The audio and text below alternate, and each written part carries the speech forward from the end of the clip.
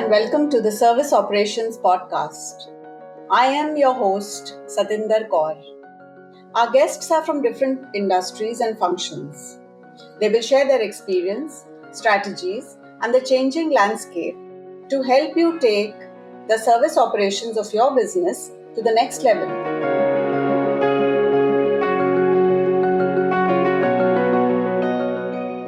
Hi Sharad, nice to have you for this conversation. And with your background of working in so many companies and in different functions, I'm sure you have a lot of things to share with us. So let's get started straight away. Sure. Nice to be with you, 𝗦𝗵𝗿𝗀𝗀𝗀. Good evening. Thank you. Hi. Yeah, thanks. And so tell us a little about, not a little actually, a lot about your journey from, where you started, when you started working to what you're doing now. Okay. So, I did my MBA way back some 25, 30 years back. And then I got into sales and marketing. I began my career in sales, worked with companies like Onida. It was a company which was quite a force to reckon with at that time. Then I moved on to FMCG companies. I joined Gillette. So the initial 12 years of my career were in sales. And there was a bit of marketing as well. I was handling the 𝗹𝗶𝗀𝗀𝗀 brand, if you remember. That was when Gillette came into India and the 𝗹𝗶𝗀𝗀𝗀 brand was there. So I was handling marketing for that as well for some time. So 12 years in sales and marketing. Then I switched over to the consumer side of the consumer service side, primarily in the financial services. So I was with GE, then of course with ICICI Bank, then Fullerton. That was a new company. A lot of people from ICICI Bank had joined there. So I joined along with them. That's what has been my journey. So broadly, I was to say I did the sales part of it initially, and then did the service fulfillment part of it at a later stage, and then of course towards. So I have my own business now, as you would be knowing. We try and set up sales and distribution networks for our clients, India or outside. So that's what we do. And at the end of my professional career, I was doing general management. I was managing director of a company in Pune. So that's broadly what my journey has been. Yeah, that's interesting. So I just want to ask you, when you see some people do service right from the beginning, from day zero, they're, working on the customer service piece. Yeah. But just tell me, how does it help to move from sales to service? Because, sales is known as something very glamorous. You require a different, attitude and mindset. And now service is, it's quite different, actually. It's like the other side of the coin. You're absolutely right. It's like wooing a boy or a girl, in courtship. When you're doing sales, you're doing that, right? You're putting your best foot forward and you want to show the product you're selling or the service you're selling in the best light, right? So there's a lot of, shumsha, as they call it, showbiz in that. And that's important, right? Because you got to package it well and you got to have the customer relate to the product. That's the only way he'll buy the product per se. And the person who's selling it, all of that also makes a difference. So that is why you have that a little bit of glamour attached to sales. But see it from a customer standpoint, and that is what I keep encouraging everybody to see. The customer seeing a company. Fine, you've gone ahead and sold the product or a service, but the customer is seeing you as a company, right? ICICI Bank, or it could be any consumer durable company, etc. Now, once the sales part of that is over and the customer engagement is required post that, for whatever reason, then the service team, which is completely different, as you rightly pointed out, and they're sometimes, most of the time these days, they are sitting in a remote area. They don't interact with the customer face to face. Handicapped because of that in a big way. And now this team is interacting with the customer. So the sales guy has said something. He sold the product, the same product which the customer is experiencing. Now another team is servicing it, right? So sometimes there is a dramatic difference between what the customer experience is. And the moot point is that the customer is still experiencing ICICI Bank all the while, right? So that's where the disconnect rises. And that's where the customer dissonance also comes in. And sometimes customer disappointment and so on and so forth. So that transition from a customer standpoint has to be seen very crucially by the sales guys as well as by the service guys. So, yeah. Okay. Yeah, and quite often the service guy is trying to cover up that which the sales guy exceeded. Yeah, that also happens because the sales guy has gone ahead and said something, right? Which maybe it is out of line and it is not what the product is supposed to be delivering. So yes, now the product is sold. He can't say, that guy is, so and so, and I can't do anything about it. Now, he has to make up for it. I've seen the best way to go about if that happens, that there is some misselling or he's gone ahead and overpromised, is to correct to the extent possible the understanding which the customer has of the expectation. Because if you don't correct it right in the beginning, then you are not going to be able to deliver, right? Especially in large scale products. If you're selling a Rolls Royce, maybe you can customize it to that individual's requirement, right? But in the companies we worked with and we are talking about here, I guess, you can't do it on an individual basis. So the process, the overall framework has to take over. So you have to correct that understanding in case there is any mis-selling or over-promising by the sales. And then one more important thing is that, this keeps happening. What you pointed out is a big issue, actually. You have to loop back to the sales team.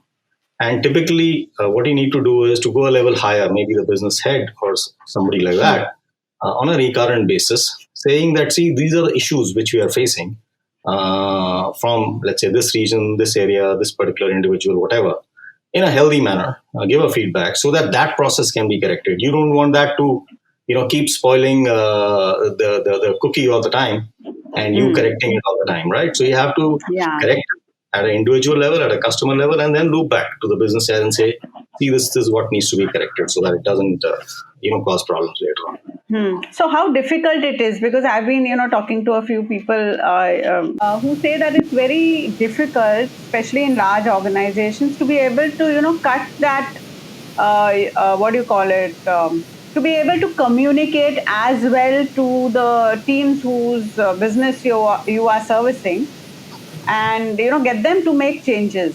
So what do you think is a way that people should actually adopt to do that? Very good point. Absolutely, you're right. So if somebody tells me as a salesperson that, see, this is what you're doing wrong, I'll say, go take a walk. Yeah, I'm doing what I'm doing. I'm getting the moolah for the company, and you go ahead and do. So yeah, I think there are 2 or 3 important things here. One is that you've got to have a recurrent framework within which engagement happens. Okay. And that engagement, so that's one very crucial thing. Like, for example, in ICICI Bank, we were servicing, as you know, so many verticals, right? Almost all the retail business verticals we were servicing. So we had set up a meeting with the business head of that business on a monthly basis, right? And I think quarterly or so, he used to have meetings with his own one-downs, and we were also participating in that. So you become a part of the team, and which is kind of helping sales and helping retention of customers, right?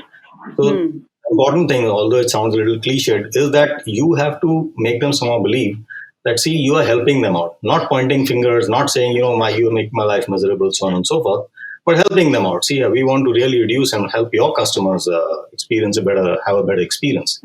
So that's one. And one important thing in this, what I just mentioned, is that it should be at a higher level. That's very important. But for example, if you go to a regional manager, or if you go to a sales manager who's sitting in Gorakhpur and tell him, see, this is what you're doing, and it'll become like a slanging match. But if the business head is talking about it, which is, in his direct line of command, and he has an overall vision, then I've seen that it really works very smoothly. That's important, actually, because it's not one team that can make a difference. Unless everyone works together, it actually, does not help at all. So the structure, absolutely. I think, structure is a very important piece of. Framework, recurrent framework, and senior leadership getting involved. Typically, the business head is, I would say, the 2 most important things. Okay. So one of the first work that you did on pure service was that in GE? Yes. So how do you see or what is the kind of a big positive that existed in GE as a service-based company or in providing service? Yeah. So GE was a very, very systems-driven company. They were doing offshore business. Most of the businesses, we were in financial services. I was handling a portfolio called auto financial services. So essentially, loans which are given to American customers and European customers by GE were getting serviced out of here, right? So it was a mature business. They had gone through all the loops of what could possibly go wrong, and the processes were fairly set. That's one. And the second thing is that, you're sitting 15,000 miles away and trying to manage a team which is directly interacting with your customers, right? So they had very rigid processes, and they didn't want anybody to deviate from that. And they encouraged innovation, which we Indians are like very, very big champions that we want to do jugaad and we want to find new things all the while and all of that. They kind of encouraged that, but it was a controlled explosion. It wasn't that you could sit on a computer and do what you want. If you have a good idea, put it in there were these various streams by which you could bubble it up to senior management. If it was a good idea, it got accepted and got replicated across the entire here in India and world over. Okay. So yeah, that was one. That was typical of GE Capital. That was the name of the company which was there at that time. Now it's called Genpact. And GE under Jack Welch also had some amazing processes, quality processes. Whole Six Sigma and other things, which are very popular. That's right. Yeah. So he used to force it down everybody's gullet as to this is how you got to measure stuff, and this is how it's got to be reported. Those dashboards are common across whether it's GE Systems, which is a highly technical company, or it's GE Capital, or it's any other company of GE. The dashboards were standard. The quality was measured in a certain way.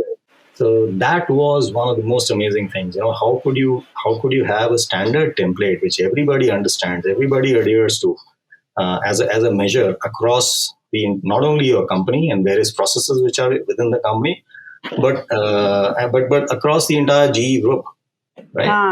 Yeah, so that's quite a yeah. One saw please continue. Yeah, one saw the real benefit of it emerging. It's not a theoretical exercise where you just see the dashboard and it's okay. Somebody told you to do it and you do it, but you actually see the defects coming down, the customer satisfaction scores going up. You devoting less time, the costs coming down, so on and so forth. So you see the real outcome. It was amazing. You could see it in 4 pages, Satinder, as to how the business is operating, how the big machines come up. Yeah, that was quite fascinating.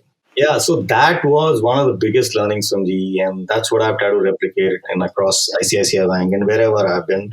And without fail, it has been a success. So yeah, I would really encourage anybody who's in this business of customer service or otherwise even to really, some shape or manner have those quality metrics in place.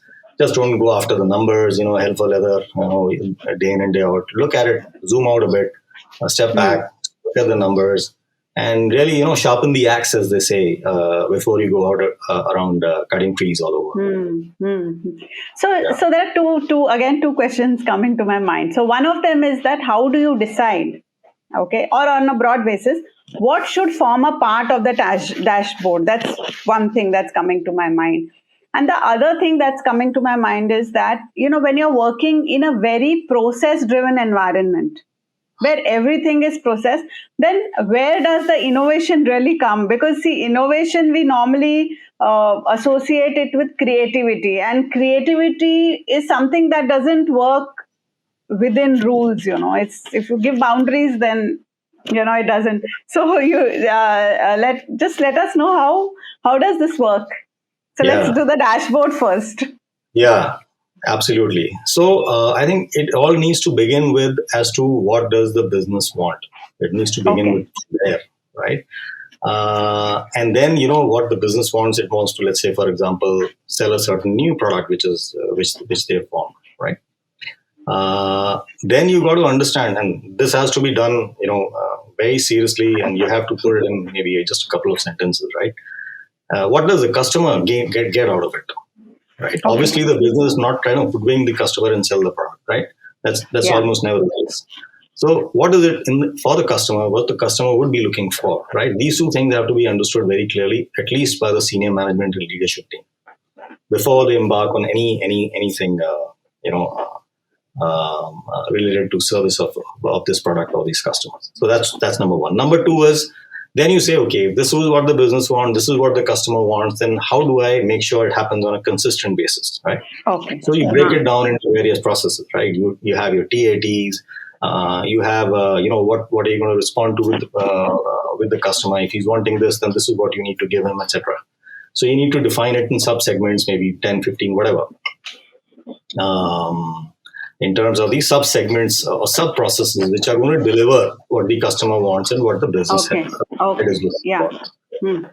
Once you've done that, then you decide on the metrics. How do I measure how, let's say, each team or within one team, there are multiple processes which are getting handled, and how do I control that process, right?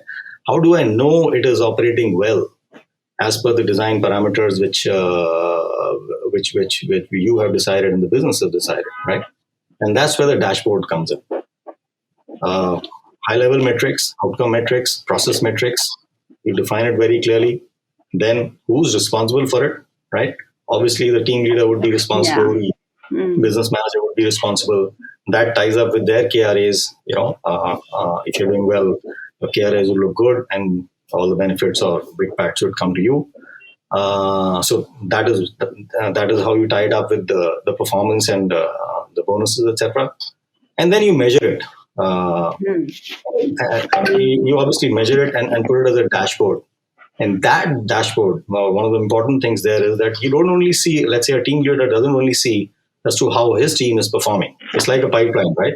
He doesn't only see his own segment, but he also sees how the other segments are performing, right? In terms of the process, not by way of somebody doing a good job or bad job, but in terms of a process, where are the pressure points from sales to the final delivery? Where are the pressure points? We should know that.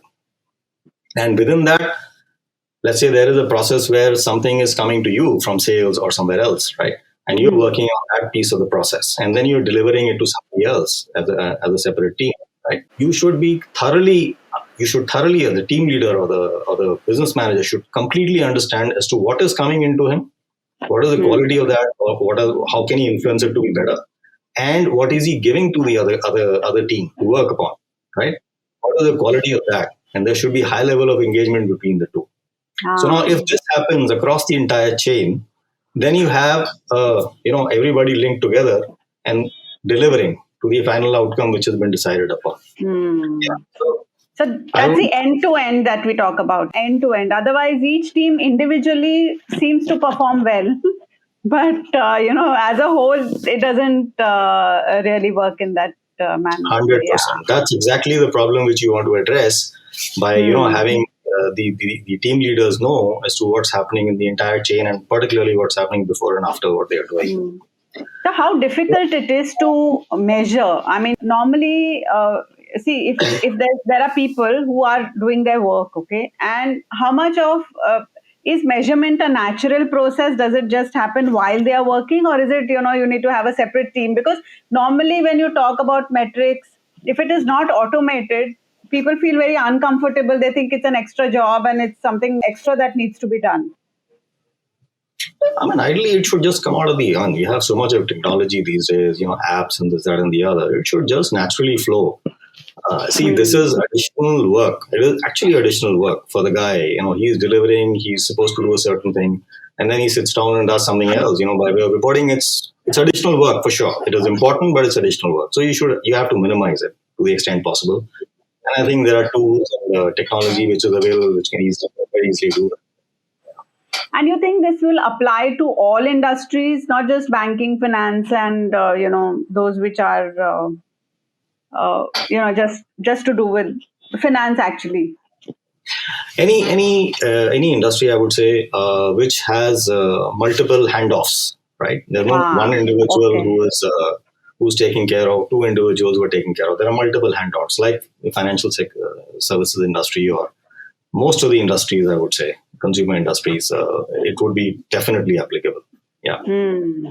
So that means if you look at it now with the with this advanced use of technology, many of these handoffs would now, I mean, with the automation of processes, you think it would have, the number of handoffs should have definitely come down. I'm not sure whether that would have really happened, because what happens is, because teams are formed because you're specialized in that job, right? That is why teams are formed, right? And I don't think that has changed too much. Okay. Yeah, it has got automated. Quite a few processes which are manual are getting automated, but then the machine is doing that process. And it's doing it obviously at a much higher efficiency and so on and so forth. And that's why you automate and costs are lower, etc. But the need for doing that does get eliminated. Those sections do get eliminated where the need is not there to do a certain job, for example. But I think more often it is automated or condensed to a smaller degree. That's the way it works, in my opinion. Okay. And now coming to the other piece of how too much measurement. Does it stifle creativity? Oh, yeah, absolutely. If it is too much measurement, first of all, you would be missing the important aspects of business, right? 25 things to look at. Okay, this is also something to be looked at. This is also something to be looked at. So you would not be looking at really anything. So obviously, it has to be very, very succinct and very, very precise. That's another thing in GE. Jack Welch used to buy companies on a 3-slide presentation, right? Oh, yeah, he was very clear. If you can't explain it in 3 slides, you lost it. Either you don't know or you're trying to fool me. So the point there is that you have to be very, very clearly focused and be cognizant of the fact that you just mentioned, that too much of information and is no information at all. Yeah. So you need to get to what is really required. That's point number one. Point number two is that there are some times when you cannot do without looking at several parameters. Right? Yeah. In that, what you got to do is key parameters. Let's say there are 10 or 7 parameters which you're looking at. So you say, okay, 3 parameters, I've got to keep a hawk's eye. This should not, go out of my radar at any time. The rest of the parameters, I will do management by exception, right? If it falls below the control limits, upper control limit, lower control limit, then, there's an alert and I jump into it. Otherwise, I'm not bothered. For example, attendance. Who cares about, how many hours attendance, etc. These are all hygiene factors. So if it falls below or up, then you discuss it in meetings. If it is not, then you don't even discuss it and waste anybody's time. Yeah. So actually, what you need to identify as a leader, what you need to measure, leader at every level, as to what are the key things that you need to measure. And you need to, I think, even keep reviewing what you are measuring, because you may be leaving out some portion which will get left out forever. So the moment it becomes to your notice, so zoom in, zoom out, basically. You actually have to get into the details once in a way, and then maybe you look at it from above. Absolutely. Yeah. 100% right. Completely agree. Okay. And you also set up some service structure, right? Have I set up service structure? Yeah, you did, right? After ICICI. Yeah, that's right. Yeah. So I've been fortunate enough to handle very large teams in ICICI, in particular 3 locations. 2 were there. So you set up Hyderabad and I took it over from you. Hyderabad and Bombay and Delhi, we were there. Then we set up Thane. That came up when I was there. So very large setup, very process driven, so on and so forth. And most of it, you had set up the entire phone banking, and I took it over from you, right? So my setup was like it was learning along the way, because we really didn't have anything to look back. So it's like while you're running, and what I remember you having done is, scaling it up at a uniformity. See, it was like, earlier when we were setting it up, it was on a continuous growth phase. So, it was more demand based, if I might just put it, even though how much ever, because the company was growing like really fast. So, you couldn't have anticipated what will happen 2 years down the line and then do it today. But you brought some kind of, what do you call it, stability to it, if I might just say. So just tell us, how did you, make sure that it was more standardized and more stable. Yeah. So by the time I came in, I remember leaving ICICI when I was heading phone banking. We were about 4,000 odd people in the entire setup. 4,000 is a huge number, right? Yeah. And there was no way of managing it. There had to be decentralization. There had to be empowerment. There had to be, as you're discussing, key metrics being defined. And then engagement. Yeah, that's the other thing, which is very important in large organizations, large setups like ICICI Bank, is that how do you communicate the message down the line? Because, it's like Chinese whispers. If you tell your business manager tells your team lead or manager tells, so on and so forth. So by the time the associate who's actually doing the job, it's about 4 or 5 generations down, right? Yeah. So it's like Chinese whispers, the communication might get diluted, or in most cases does get diluted. So how do you account for that?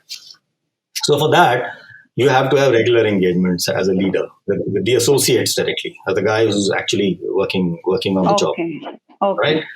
So if you recall, we instituted this whole town hall thing. Again, a GE thing. Very GE yeah, so thing. tell us a little more about the town hall. Yeah. It was a simple format. Every quarter, the entire contact center got together in a large auditorium, right?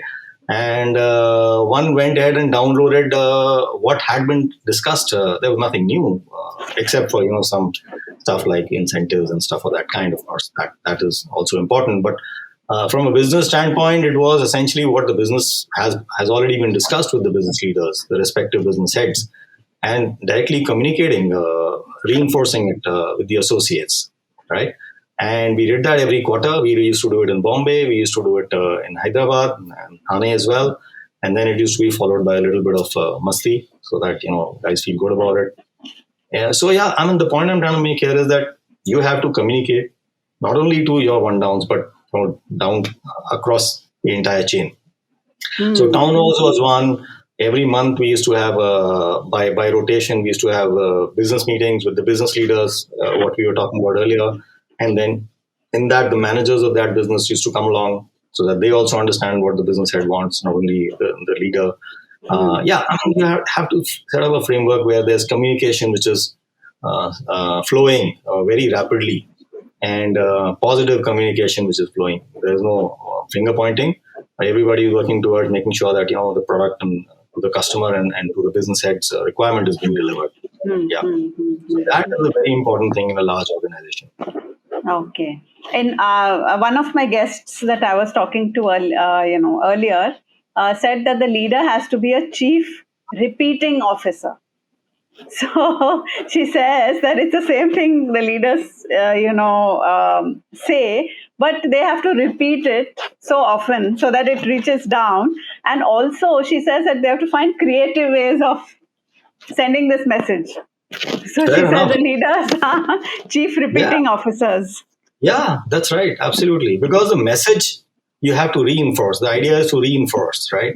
And you're trying to just make sure that there's no generation loss. The message remains the same, right?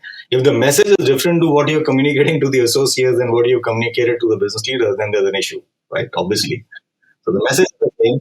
What she said is absolutely right. You cannot have those 5-6 sentences which you told to the business leaders be told to the associates as well. You got to sit they won't understand it that way. They won't understand it that way. Yeah, it's you got to customize it to the audience, right? Most crucial, absolutely. So just as you're saying that what the associate understands and what the leader speaks has to be, it has to be understood in the same way. Now, we also see that in very large organizations which have many layers or many levels, the management moves very far away from reality. Now, when I'm saying reality, it means that where the customer and the company interact, the interaction point. Any thoughts on that? Death knell. It's if you're moving far away. So, it's a death knell, I would say. It will... if you have some excellent managers who are on autopilot and things are just rolling and processes are set and everything's hunky-dory and your business leaders are not very aggressive, then in those small set of circumstances it might work. But otherwise, it's a recipe for failure, I would say. So you have to engage, you have to understand, you have to take feedback.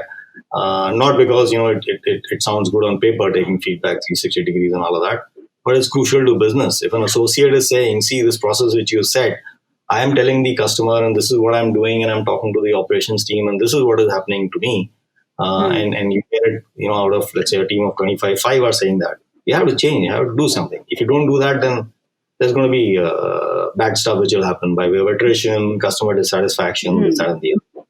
Yeah. So managing a unit well also is, it's something that's very, that's necessary for the sake of the people who are working also. It's not just about, running an efficient unit. It's also about the pressure that you're putting on the people who are working. Absolutely. It goes without saying. I mean, if you're not cognizant about the fact as to how your team, which is finally delivering to the customer, they are the interface with the customer, right? Yeah. If you're not cognizant about it, the thing won't fly. That's important. Sharad, you also told me something about, I think, was it after ICICI that you set up a service structure for a company, a turnkey project? So how did you work on the blueprint of that? I mean, how did you decide that these are the 5 or 4 things, or this is how the structure should be? Yeah. So again, Satinder, like what we were talking earlier, as to what does the business want? First of all, you got to have very intense discussion, especially at the time when you're setting it up, right? With the business owners, which are the business heads, typically CEOs and all of that, as to what do they want, right? So they will tell you, this is what they want and this is what their long-term strategy, and they'll be very passionate about it, I can assure you, right? They'll tell you everything, right?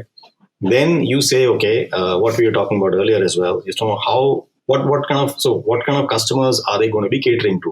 What is the profile of those customers, right? So for example, if there is a mid-size loan being given in rural areas, right, then you've got to understand as to what are the tools of communication which can be used with that customer, right? Or what tools can he use to reach you, right? Internet, etc. For in the example which I'm giving would be out, right? So phone would be in.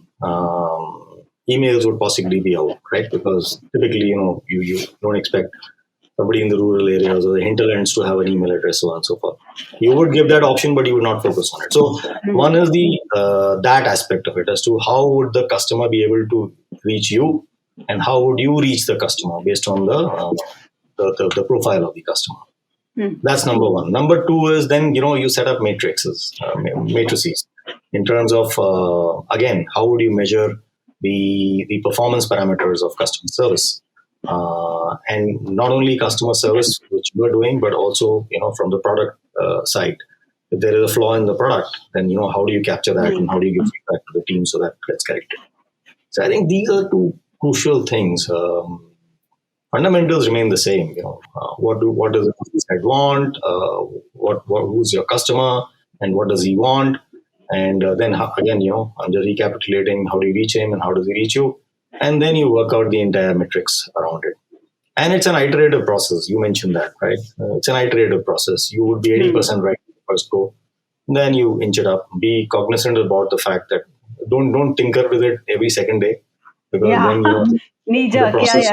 That's I think quite a bad thing that many companies do, the knee-jerk reactions, and suddenly everyone is running here and there. I think we need to stick and hold to the processes for a longer time. Correct. And once you've gone with it, you've seen a large number of data sets behaving in a certain way, then maybe you tweak the process a little bit, right? The whole idea is to give a better experience and do it cost effectively. Yeah. So just see today, we have, I don't know, I mean, there are many types of companies and many types of, businesses which grow, but I'm talking typically about, those where they start small and then suddenly there is exponential growth. Okay. So there are some, of course, the gradual ones is not a big deal for someone who has handled it, and it's a progressive kind of growth. But how do you, supposing a company has to suddenly scale up? Now, what do you think should be the formula? What do you think they should do? Otherwise, it's like really it would become unwieldy. Yeah. And it's important. Customers are not going to be forgiving just because you're exploding. Use 1,000 customers instead of the 100 customer. They're not. The expectations would absolutely be the same, right? So yeah, it's a very good question, actually. So I would say that if you can anticipate as much as possible, That's the best thing to do. Yeah. that's the best number one thing to do, right? And over invest. If you think that the requirement is going to be of 100, or on the side of caution, 125 you put. Right? That's not possible. The cost hits. I don't think anyone will allow. We get that kind of luxury of. Yeah, I mean, you're right. Most of the time, it doesn't work. But if you can, and typically, what I've seen is, MNCs do that in a big way. They would like to err on the side of caution, and it's a good investment, by the way. Even if someone goes waste, some resources go waste, at least your customer experience is intact. And you want that, especially right in the beginning, right? Your company is exploding, growth is explosive, all of that. You want the word of mouth to go really far and wide. So you don't want 20% customers being dissatisfied. So I would still say it's a good strategy to overinvest. That's one. Second is that, and when I say overinvest, I mean in terms of systems capacity, people, managerial layers, and so on and so forth, right? Now, if you are not able to do that for whatever reason, then it's a good idea to outsource it, right? Okay. Just outsource it to guys who have been doing it. It'll cost you maybe about 30-40% more, or maybe 50% more, but it's a good idea still, for two reasons. One is that the guy hopefully you're going to is an expert at doing it, right?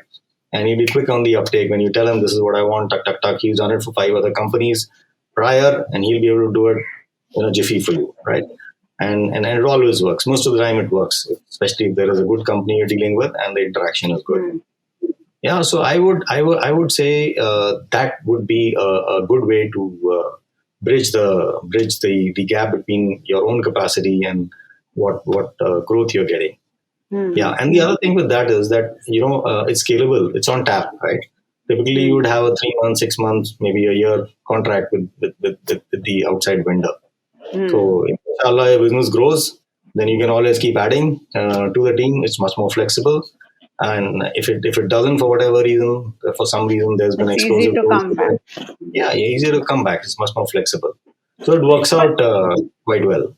But I was also, there's another thought, in fact, this is not a thought, this was my experience also.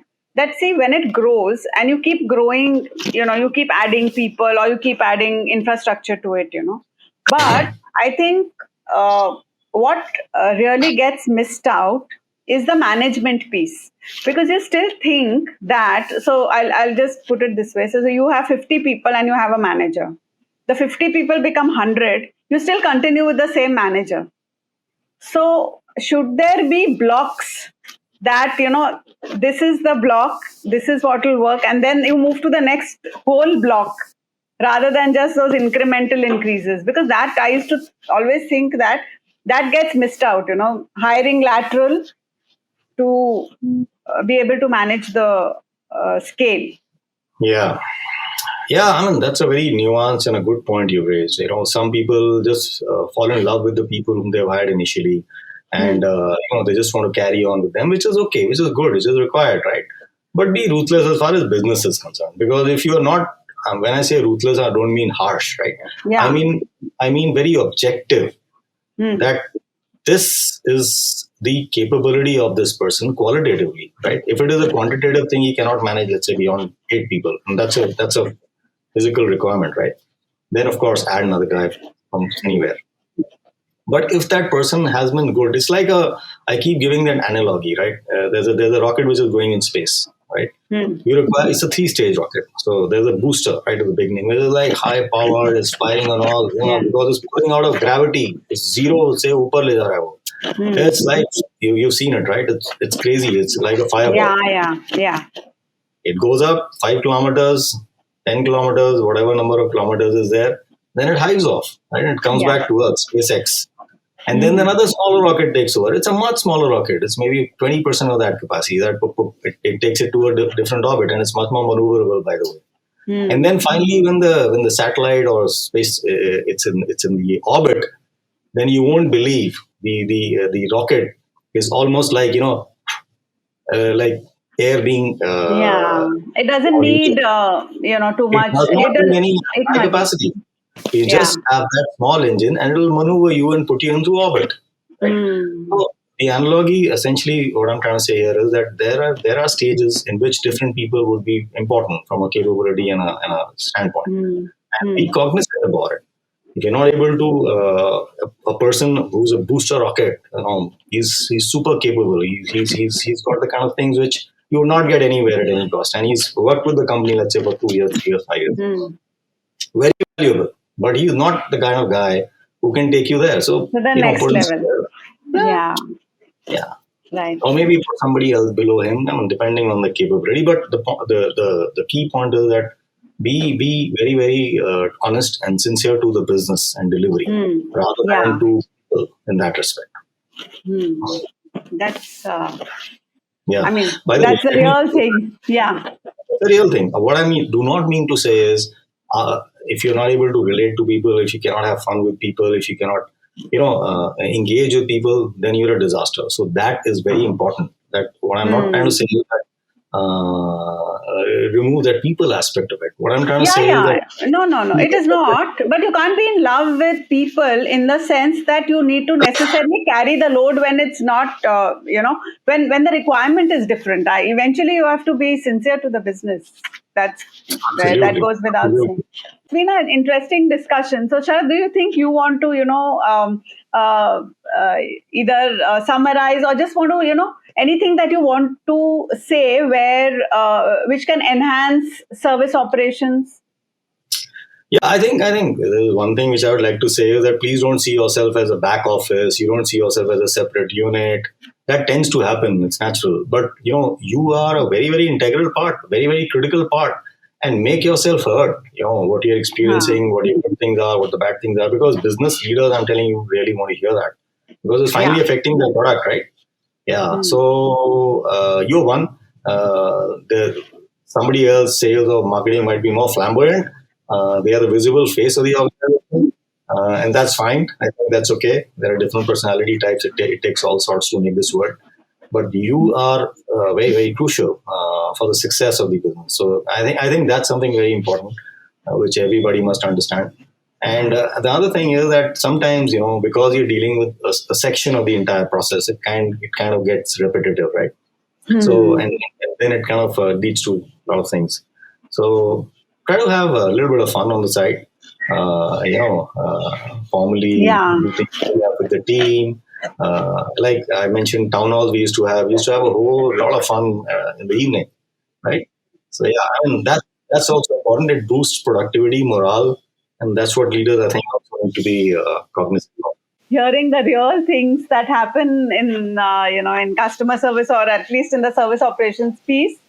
Thank you so much for sharing your experience, and thanks for your time. Always, anytime, Satinder, anything for you. Thank you. Cheers. Bye-bye.